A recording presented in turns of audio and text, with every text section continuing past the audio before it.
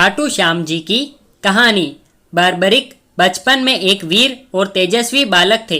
बर्बरिक ने भगवान श्री कृष्ण और अपनी माँ मोरवी से युद्ध कला कौशल सीखकर निपुणता प्राप्त कर ली थी। बर्बरिक ने भगवान शिव की घोर तपस्या की थी, जिसके आशीर्वाद स्वरूप भगवान ने शिव ने बर्बरिक को 3 चमत्कारी बाण प्रदान किए। इसी कारणवश बर्बरिक का नाम 3 बाणधारी के रूप में भी प्रसिद्ध है।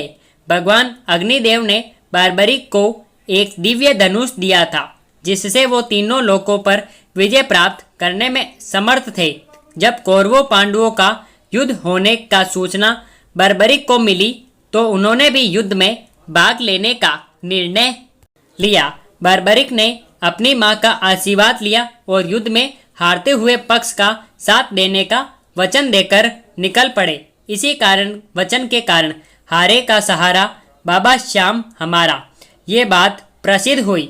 जब बर्बरिक जा रहे थे तो उन्हें मार्ग में एक ब्राह्मण मिला।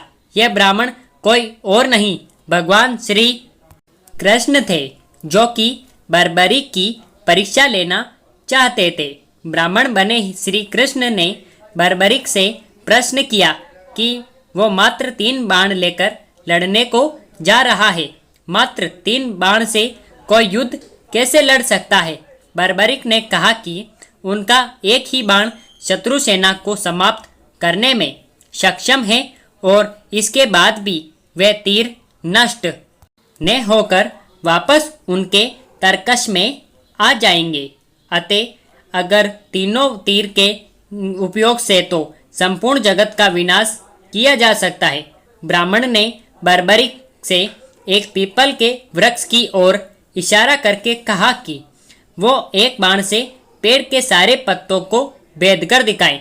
बर्बरिक ने भगवान का ध्यान कर एक बाण छोड़ दिया। उस बाण ने पीपल के सारे पत्तों को छेद दिया और उसके बाद बाण ब्राह्मण बनने कृष्ण के पैर के चारों तरफ घूमने लगा।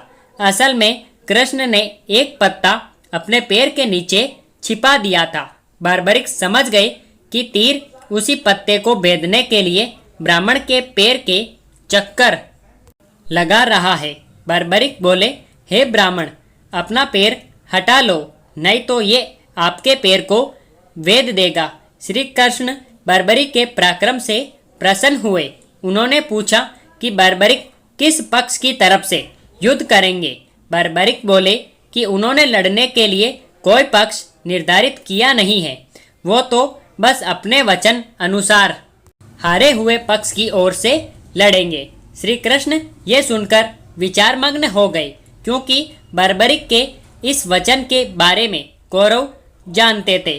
कौरवों ने योजना बनाई थी कि युद्ध के पहले दिन वो कम सेना के साथ युद्ध करेंगे। इससे कौरव युद्ध में हारने लगेंगे, जिसके कारण बर्बरिक कौरवों की तरफ से लड़ने आ जाएंगे।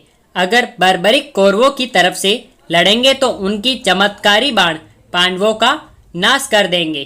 कौरवों की योजना विफल करने के लिए ब्राह्मण बने कृष्ण ने बर्बरिक से एक दान देने का वचन मांगा। बर्बरिक ने दान देने का वचन दे दिया। अब ब्राह्मण ने बर्बरिक से कहा कि उसे दान में बर्बरिक का सिर चाहिए। इस अनोखे दान की मांग सुनकर बर्बरिक आश्चर्यचकित हुए और समझ गए कि ये ब्राह्मण कोई सामान्य व्यक्ति नहीं है। बर्बरिक ने प्रार्थना की वो दिए गए वचन अनुसार अपने शीश का दान अवश्य करेंगे, लेकिन पहले ब्राह्मण देव अपने वास्तविक रूप में प्रकट हो।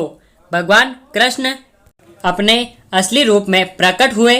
बर्बरिक बोले कि हे देव, मैं अपना शीश देने के लिए वचनबद्ध हूँ, लेकिन मेरी युद्ध अपनी आंखों से देखने की इच्छा है। श्री कृष्ण बर्बरिक की वचनबद्धता से प्रसन्न होकर उसकी इच्छा पूरी करने का आशीर्वाद दिया।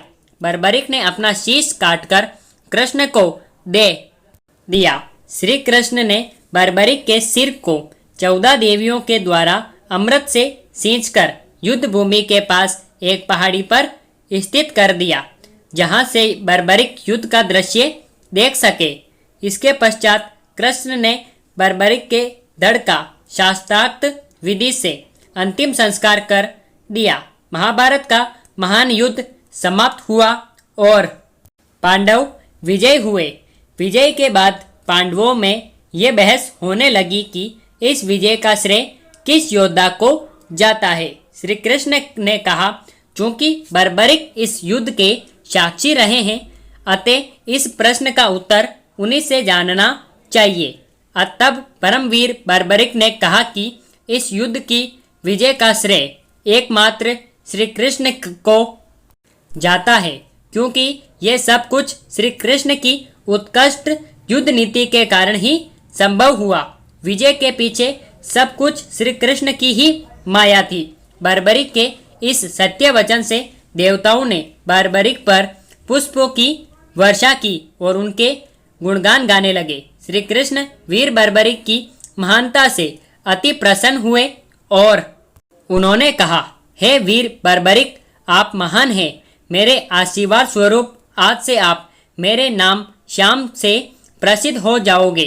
कलयुग में आप कृष्ण अवतार रूप में पूजे जाएंगे और अपने भक्तों के मनोरथ पूर्ण करेंगे। भगवान श्री कृष्ण का वचन सिद्ध हुआ और आज हम देखते भी हैं कि भगवान श्री खाटू श्याम बाबा जी अपने भक्तों पर निरंतर अपनी कृपा बनाए रखते हैं। बाबा श्याम अपने वचन अनुसार हारे का सहारा बनते हैं। इसलिए जो सारी दुनिया से हारा सताया गया होता है, वो अगर सच्चे मन से बाबा श्याम के नामों का जप स्मरण करे तो उसका कल्याण अवश्य ही होता है।